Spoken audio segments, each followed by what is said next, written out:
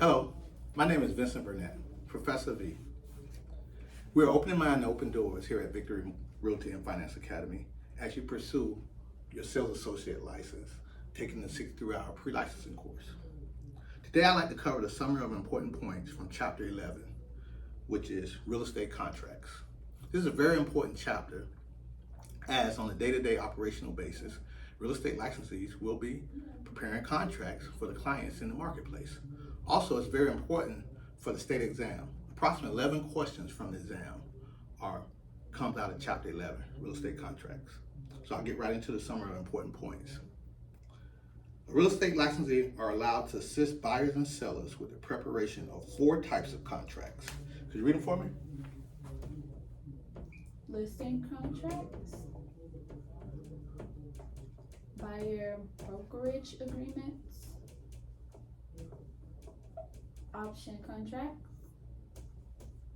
sale and purchase contracts.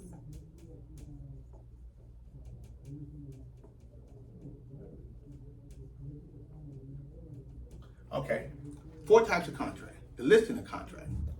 The listing of contract is pretty much an employment agreement where someone who wants to sell a house engages the broker or the broker associate or sell associate, but actually they're engaging the broker because they control the direction of their associates to sell the house on their behalf.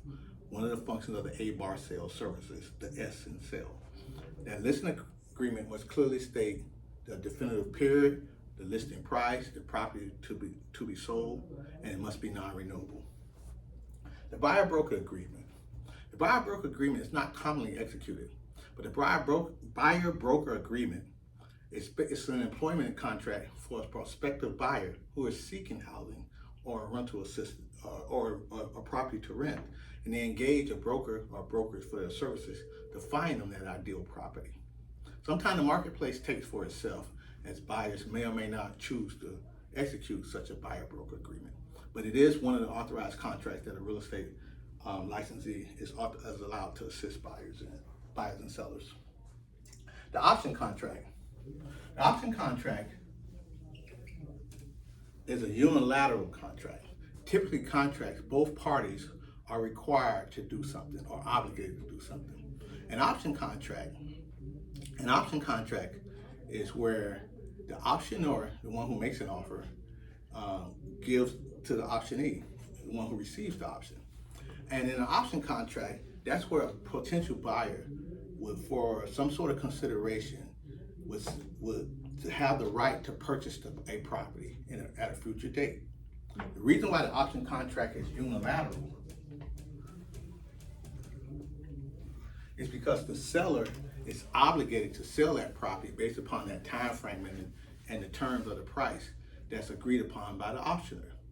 However, the optionee is not required, the optioner is not required to acquire the property. They can actually walk away from the property if they desire. So it's unilateral in the sense that both parties are not bound. Second, and the most common one obviously is the sales and purchase contract. The sales and purchase contract is the contract between a buyer and a seller to purchase a given property. Okay, so those are 4 contracts. And I'm going over key points, and I may bounce around, but while I'm here, in order to have a valid contract, what makes a contract? Any contract, whether it's real estate contract, all contracts you must be legal nature or legal purpose. Competent parties, generally defined as you must be mentally sound or 18 years or older, particularly for real estate, with the ability to execute a contract. Consideration given.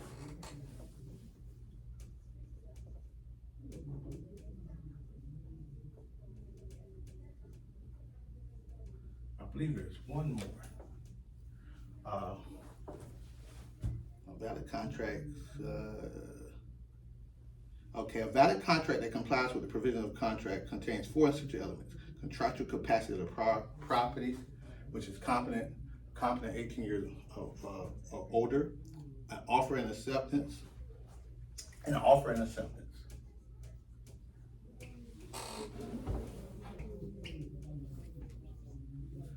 All contracts must be for a legal nature or legal purpose, competent parties, or legal capacity to execute said contract, consideration given, and an offer and acceptance. Okay.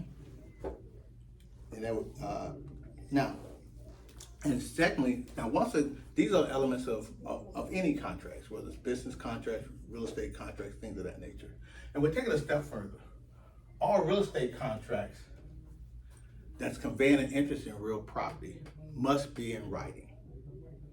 And there's a statute. That statute is called the Statute of Frauds. Sounds real criminal, but actually it's simply saying if you convey an interest in real property, it must be in writing. And also any agreement 1 year or longer, exceeding 1 year, must be in writing. So Statute of Frauds says in order for the contract to be enforceable, it must be in writing. In order to be enforceable, if you're conveying an interest in real property. So of course, purchase and sale contracts are conveying an interest, transferring real property from that buyer to the seller. Okay. And the second part is you have the statute of limitation. You can't have oral contracts. You can have oral contracts. Oral contracts are also called parole contracts.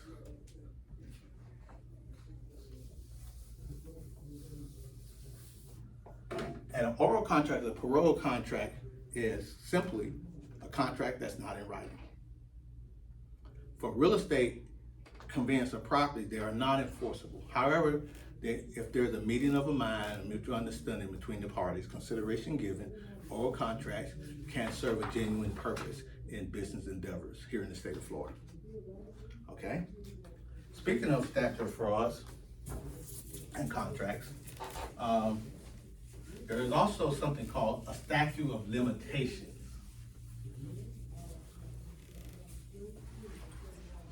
The statute of limitation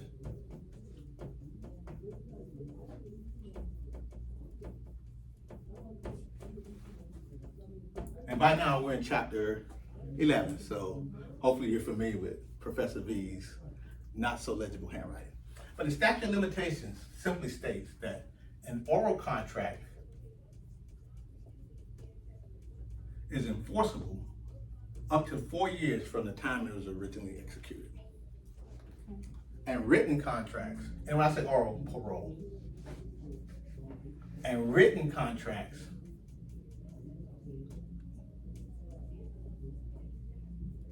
are enforceable 5 years from the time that they are executed. So it's no coincidence, and from previous chapters, I believe, I'm not sure, chapter 4 or 5, broker operating procedures, and also in key numbers, the broker is required to maintain records of all listing agreements, contracts, etc. for guess how long? 5 years. So in that same time, one, that's just part of the operating procedures of statutes for their record keeping. But in general, just contract law as it relates to the state of Florida. If someone fails or doesn't perform or live up to the terms of a respective contract and you want to get a sort of remedy specific performance or breach or things of that nature, go to the courts. You must do such within a 5-year timeline for written contracts or 4 years for oral contracts. Okay? Okay.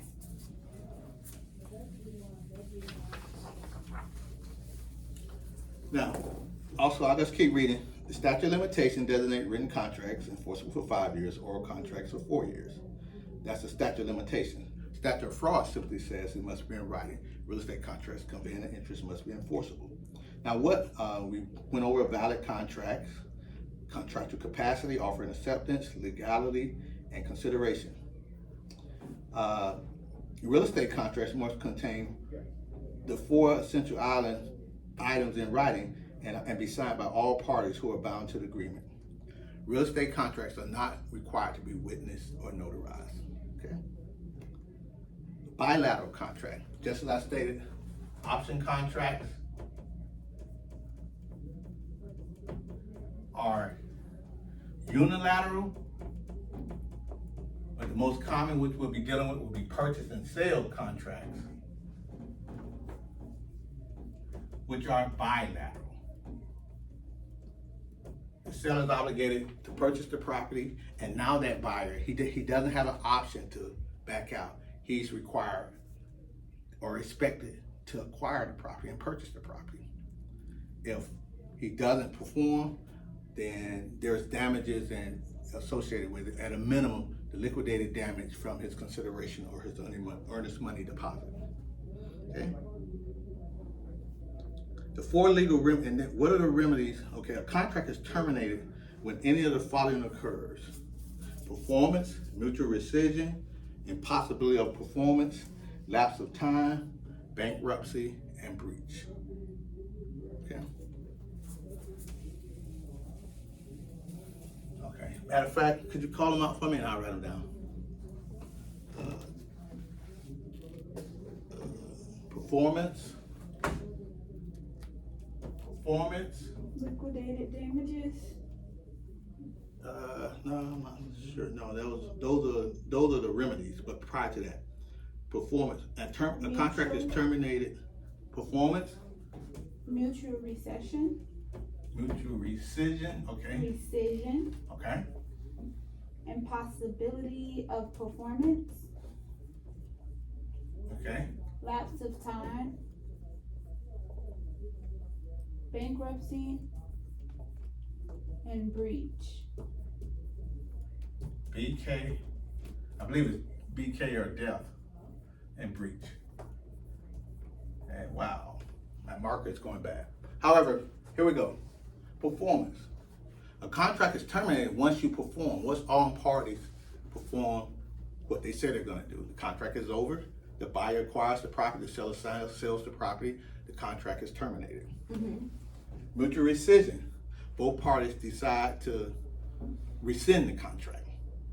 I don't want to buy it anymore. I don't want to sell it anymore. Assuming there is no damages, the contract is rescinded. Accordingly, it's terminated. Impossibility of performance. A buyer makes a contract to purchase a property. The seller is willing to sell the property.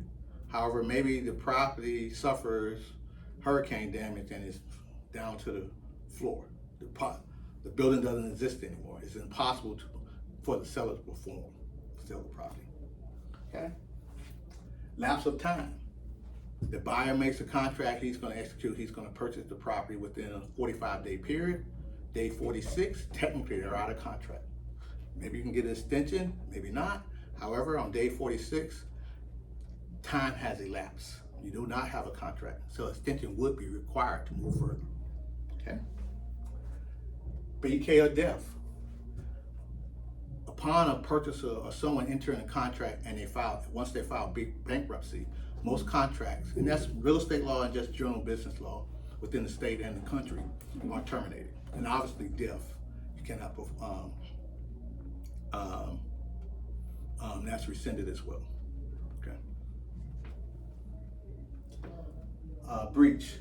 If one party breaches a contract, if one party breaches, means fails to live up to the terms of the obligations of the contract, then a contract will be terminated as well.